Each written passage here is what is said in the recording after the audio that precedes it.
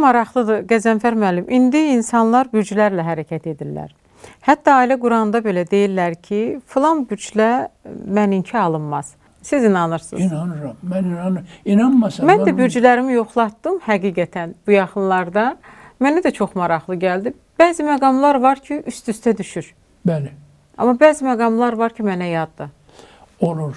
O da var. Aha. Əgər siz o yoldan geçsəniz, həmən yoldan, o gəlib düz çıxardı. Ancaq insan görürsən ki, bəzən dəyişir. Məsələn, Nostradamus'un Möcüzəli Aləm var, mən onu bıraxmışım. Yeri gəlmişkən siz o haqda kitab yazmışsınız. Bəli, mənim o kitab yazmağım da çox qəribə oldu.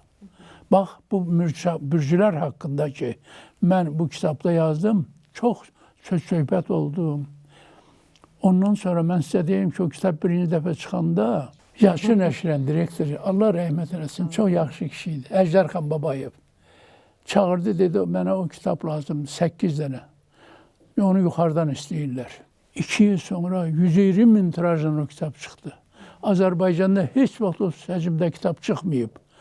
Quran, Vasim Məmmədəliyevin Zəbünyadov tərcümə elədiyi 100 min tirajdan çıxdı. Bu 120 min tirajdan. Çünki çox böyük, ona tələbat var idi. Tələbat böyükdür. Tovuzarının Kovlar kəndində şəhərdir. Oradan Dəmir müəllim, mənim dostum, universitetdə kimya kafetrinin müdiri idi. 60 yaşlarım olanda dedi, Qəzənfər müəllim, sabah saat 11-də universitetdə, saat 3-də Ceyrançöl restoranda yığıncağımız var. Sən birinciyə gəlmə, ikincidə gələrsən, aşıqlar da olacaq. Həmin gün qəzeti almışdım. Musabat qəzetini. Gördüm yazılıb. Səni bir yığıncağa dəvət edəcəklər. Getmə. Xeyrini sonra görəcəksən. Gedəmədim. Nə bura, nə ora. Axşam birdən saat 11 idi, 12 idi, televiziya verdilər ki, Ceyrançöl restoranında balıqdan zəhərlənənlər, ölən alimlər də var. Xəstəxanaya düşənlər də var. Görün.